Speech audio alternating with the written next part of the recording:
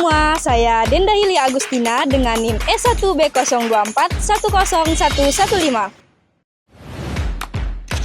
Halo teman-teman semuanya, perkenalkan nama saya Alifa Uswatun dengan NIM E1B024-10123. Halo guys, perkenalkan nama saya Dian Ananda Lestari dengan NIM E1B024-101116.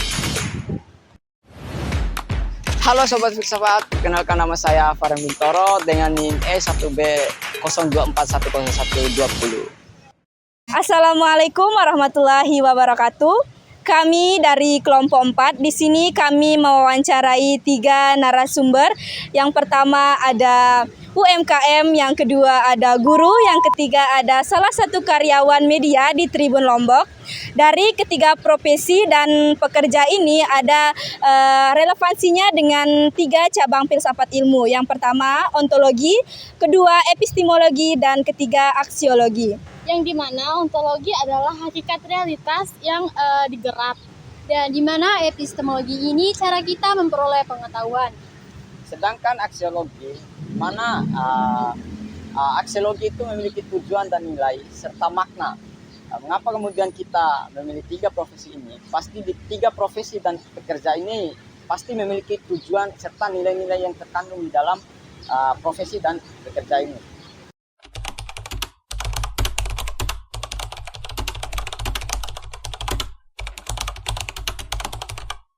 Baik, di sini saya berada di Udayana di UMKM dengan Ibu siapa? Suhartini. Dengan Ibu Suharti. Baik, bagaimana cara Ibu untuk memulai usaha ini? Awalnya ikut teman, lama-lama bisa terus memberanikan diri buat buka usaha sendiri.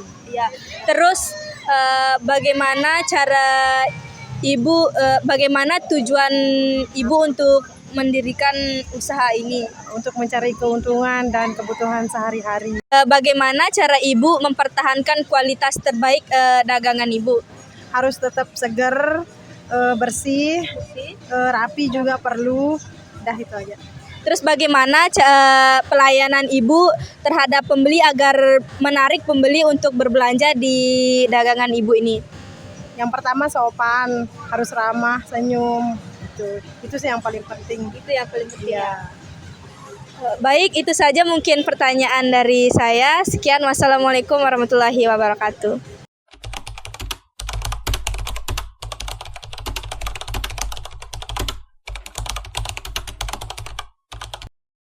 Assalamualaikum warahmatullahi wabarakatuh. Baik, di sini saya sudah berada di narasumber kita. Sebelumnya perkenalkan nama kakak siapa? Nama saya Vela. Oke, kakak Vela kerjaannya di mana? Saya di Tribun Lombok sebagai wartawan di bagian bisnis. Oke, baik, terima kasih. Di sini boleh izin saya bertanya. Oke, di sini saya sedikit ingin wawancara kakak mengenai apa sih yang biasanya jadi fokus liputan kakak di bagian bisnis? Sebagai wartawan di bagian bisnis, biasanya liputan saya itu terkait dengan dinamika ekonomi, kemudian perkembangan ekonomi dan juga pelaku usaha UMKM biasanya. Jadi pokoknya berhubungan dengan dunia usaha, kemudian kebijakan pemerintah yang terkait dengan ekonomi dan juga pelaku usaha tersebut. Seperti itu sih. Baik, pertanyaan kedua ini, bagaimana cara kakak memverifikasi kebenaran informasi sebelum dipublikasikan gitu? Sebelum saya publikasikan, biasanya saya cocokkan langsung dengan sumber. Biasanya saya WA, telepon, atau kalau bisa saya bertemu langsung dengan sumber. Kemudian biasanya saya cocokkan dengan banyak sumber, biasanya sumber dari rilis dari pemerintah sendiri, kemudian data-data dari instansi terkait.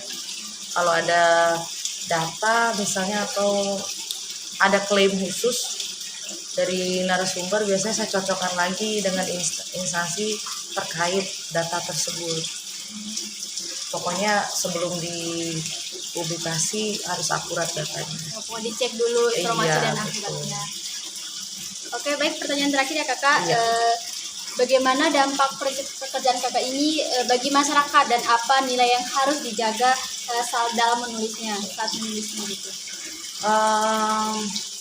Untuk dampaknya sih dengan adanya beredar bisnis ini bisa menjadi acuan ya untuk pelaku usaha, kemudian untuk publik biar bisa dapat informasi terkait ekonomi dan perkembangan ekonomi dan bisnis di NTB.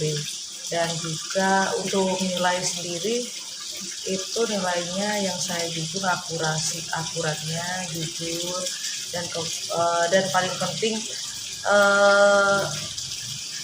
untuk kepentingan publik sih, itu saja. Baik, terima kasih Kakak atas waktunya.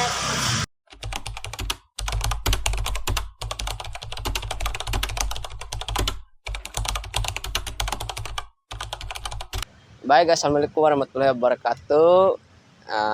Kita di sini ingin mewawancarai salah satu satpam yang ada di parkiran Unram.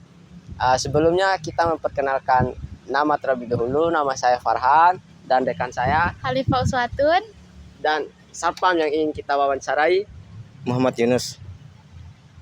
ya. Mungkin langsung saja ke pertanyaannya. Yang pertama, Baik Bapak, izin bertanya, bagaimana Bapak mengetahui bahwa suatu situasi benar-benar berbahaya?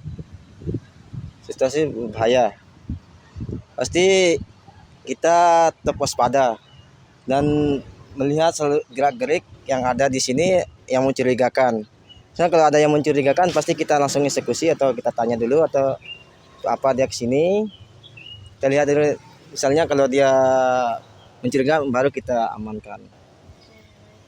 oh berarti ya harus kita tanya dulu misalnya ada orang yang mencurigakan itu. Memastikan. Iya sih memastikan. Apa lagi? Baik, pertanyaan selanjutnya, apa saja hal penting yang harus ada dalam pekerjaan satpam? Ya, hal yang penting itu adalah pasti perlengkapan untuk satpamnya. Seperti namanya HT untuk komunikasi, fluid, sama tongkat T. Tongkat sama apa lagi tuh Pak? Itu aja? Itu aja sih. Apa sih sebenarnya tujuan adanya satpam di sini tuh Pak? Tujuan satpam di sini sebagai pengaman dan penertib di lingkungan di sini. Contohnya seperti area parkir di sini kan banyak sekali dan ribuan mahasiswa di sini.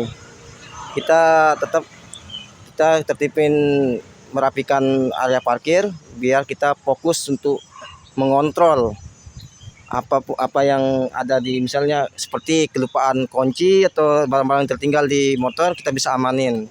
Sekian dari kami kelompok 4, semoga video ini bermanfaat bagi teman-teman yang sudah menonton. Sehingga bisa menambah wawasan teman-teman yang menonton serta menambah pengetahuan teman-teman terkait dengan 3 cabang filsafat yang kita jelaskan tadi. Ya, mungkin itu saja. Wabillahi taufiq wal hidayah. Wassalamualaikum warahmatullahi wabarakatuh. FKIP Unram mendidik dan mencerdaskan.